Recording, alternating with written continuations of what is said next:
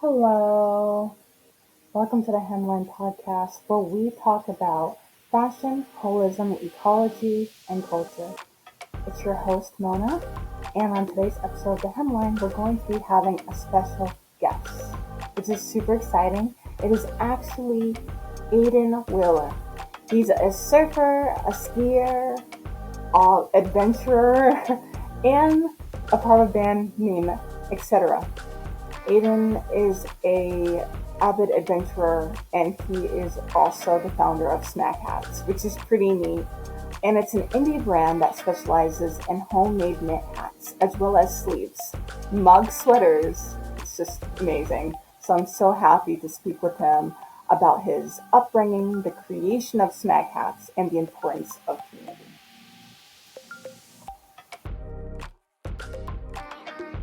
Cheers. Yeah, Okay, so this is a random question. So describe yourself as a color, and why would you choose that color? it's a good one. I would say green. Um, because I feel like it's a little like I don't know. Just feel associated with green. I don't even know if green's my favorite color or not. But also it could be that I'm sitting here looking at this tree in front of me and it's a pretty color green, but a little bit earthy, a little bit outdoorsy, but I wouldn't say that's my like main thing.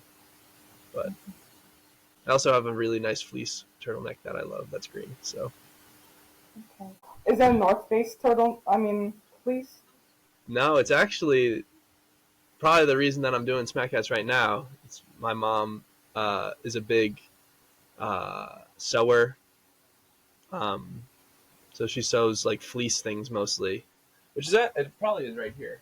But um, yeah, she's kind of crafty. I think that's where I get it Oh, from. yeah. I was gonna say there's a connection there. That's Yeah, awesome. yeah, I love my fleece turtleneck. It's so comfy. I need to get I'm a fleece not trying to turtleneck. make them, but it's not my forte. I'm gonna stick to the crochet at this point. Hey, you never Maybe. know. You never know. Maybe down the line, collaboration with your mom. Yeah, yeah, yeah. She's so supportive too. She's like, yeah, she's offered to like make them for me, and I just sell them. But I don't know. I kind of want to, you know. I love that. I would say, since you're part of a band, and then you're also part of the ski community, and then you're also part of surfing. How has that like guided you into figuring out who you are through those spaces? College was the beginning of all those things for me. Um, like before that, I had never like skied or surfed or done anything. So going to UMass, it was great to like be exposed to like all the clubs. It's been great because surf club was the first time I'd ever surfed. Ski club, I had gone with my friends, but my friends are also in ski club, so it's all kind of like a big group. And then so yeah, and then just trying new things. I love trying new things. That's my main goal. That's pretty neat. Do you have any like stories, like a really cool thing that happened to you while doing your adventures out in nature? Well, I broke my nose surfing one time. Uh, Okay. yeah, it was pretty scary. Um, but it's not much of a story. Well, actually, it is kind of a story. Me and some of my friends and my girlfriend at the time, we were surfing, and it got like high tide, and there was a big beach wall, um, and it was pretty windy, so we were getting like pushed up against this beach wall, and I ended up like I wasn't really taking it serious because I was a swimmer my whole life, until like college started, so I was pretty like confident in the water and stuff. I'm not really worried about drowning or anything, but I was just like whatever, and then I ended up like getting sucked up and like thrown against the wall, and I broke my nose, and I and I paddled out immediately. I was like, whoa, like this is serious. Like I had like blood coming out of my nose, like out of my face. I have a scar right here that's from that too. But after that, I just paddled out, and then my girlfriend was stuck in there, um, and she was, stuck, and I was like kind of stuck too. So I like paddled in to get her, and then I got her, and then we paddled back out, and then at that point we were like super far down the beach, like we couldn't get out basically, and then someone had called the police boat, so we got picked up by the police boat, and that was crazy. And then I went to the hospital, and they like glued my face and stuff. But yeah, Oh my god. You're like, it's not really a story. That's insane. Wow. You survived it. And you're yeah. here. I mean, it was a story for sure. Definitely an event, and it was exciting, but it was good in the end. Everyone was all right in the end. So except my nose. My nose was broken. Yeah. Had to get Oh that my fixed god. later, but yeah, Well, I can't tell, so you're good. You're good. yeah, you can tell a Oh little bit. my goodness. Wow. So when it comes to like your brand, SmackHats, I do want to get into that. And I saw that it's like your 1 year anniversary, like this past February. So congratulations. Thank That's you, thank pretty you. awesome. What would you say right now, if you could think of something random, would be your, I would say, like brand statement for SmackHats? Just in general, like what do you think people should get from SmackHats? Yeah.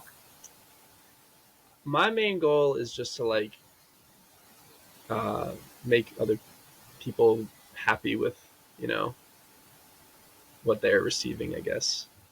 Well, I guess the main thing is that I've never made the same hat twice. Like I make new hats every time, and I'm always trying to like add new things into it. Um, and just like I kind of treat it as like my art venture at this point. Because in the past I actually went into school for architecture, so I was doing like a lot of art then, and that was fun. That was mostly like drawing and stuff like that. But like I switched to engineering, so I kind of fell off of like I wasn't doing any schoolwork for art and stuff. I didn't really have anything like that. And then I was the surf club merch guy for my pretty much my freshman year until I just graduated. And I just did a 4+1, so I was at school for 5 years.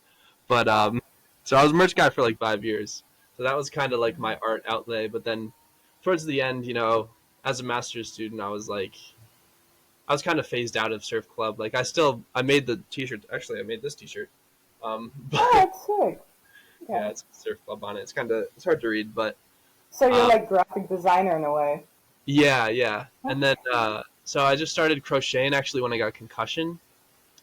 And then the reason that I picked it back up, because I kind of let it go for a bit, is I made some hats for my family for Christmas, and after that I was like, what can I do for money this semester? And this was like last year, because I've been doing it for a year, and yeah, I just started making hats for other people. It's kind of where it's gone, but yeah, that's so cool. So you taught yourself how to crochet. I crochet, yeah, yeah, YouTube videos, and then I took the base like YouTube video, like the simple hat, and then I just kind of there's different stitches, so I just like will use new stitches and stuff like that. But yeah, Oh my I gosh. keep trying to make new things, I guess. That's awesome. And I'm gonna bring up like the rest of your designs afterwards, like later on. But yeah, you are making really cool stuff, so I'm excited to see like where Snack Hats flourishes into and where it goes. Yeah.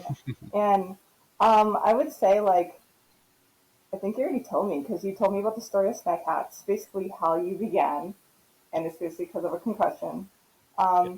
But what does it mean to you to have like such a big impact in your community so soon? Like you just started, and I see your page is full of people out in nature and like wearing your hats, and it's so like creative and artistic.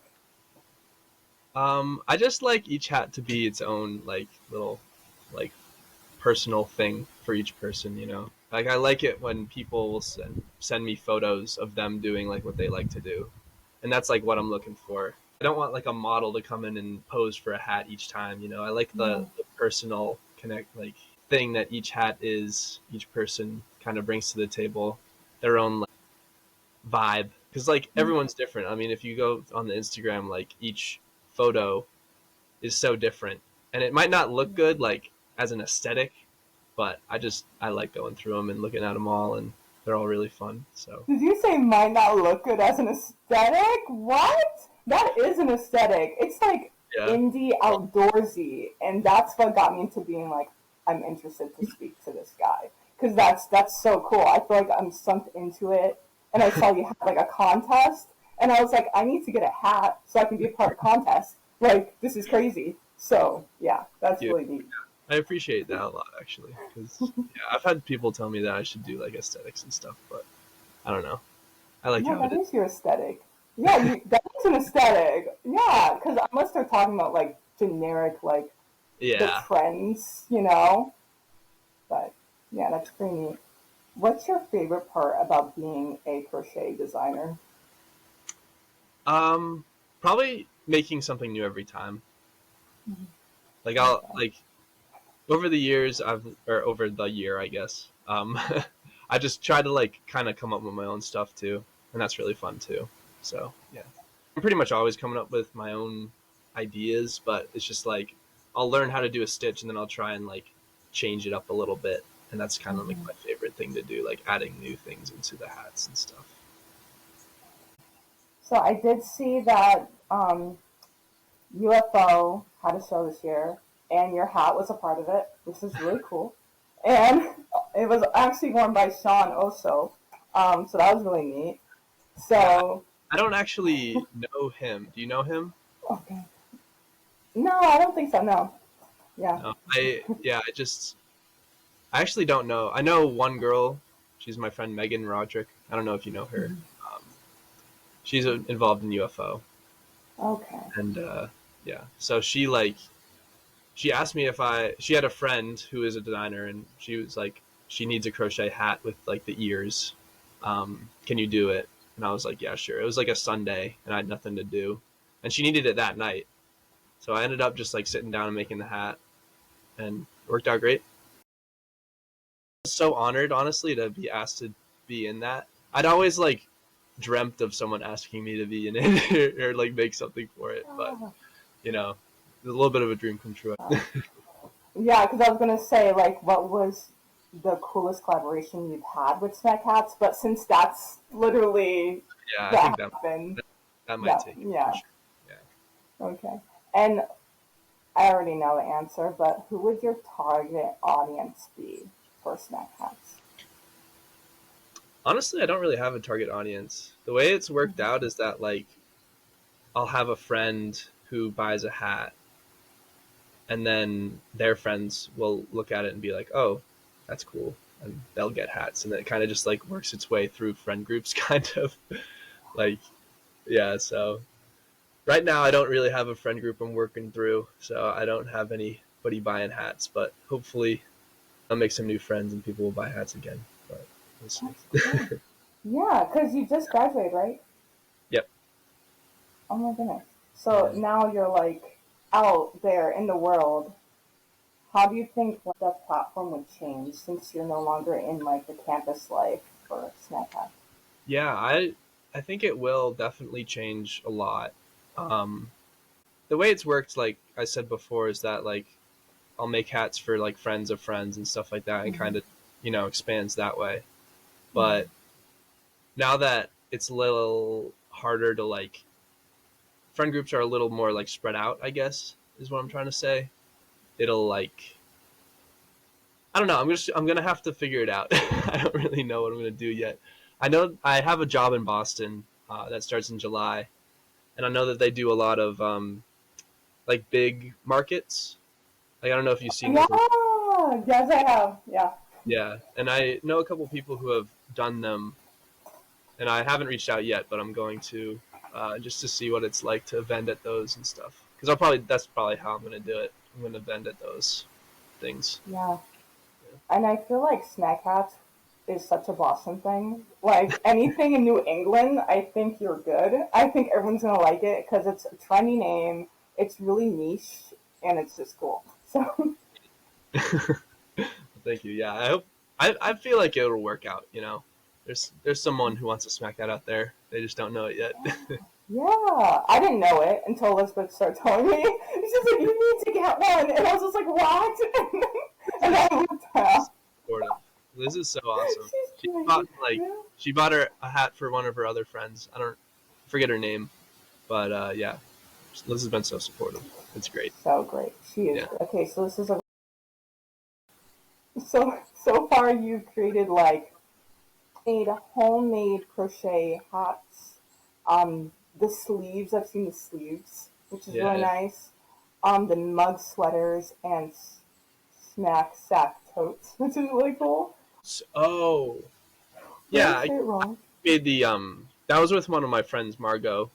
Um, yeah. I don't know if you know Margot. Also knows Liz pretty well, I but probably do. Yeah. she sews, so she sewed those tote bags. I just made the little flowers on them. I didn't really make those, but Oh, I see. Okay. That's a collaboration. yeah, that is a collaboration. That's a good one too. Okay. Margot's really good. She paints a lot. I think that's her main thing. But um Margot got a cool collaboration with a brand called Arsenic Everywhere. Um, yeah, there's a pretty big brand, so it was really cool for her. So she's got sweatshirts with her art on it, which is pretty cool. That's awesome. Thank you so much, Aidan, You're for welcome. being a Thank you. part of this conversation. This has been very enjoyable. I was nervous, but yeah, this is nice. You're a good interviewer. Awesome. Thank you. Oh, thank you. I appreciate that. Okay, bye everyone. Bye, invisible audience.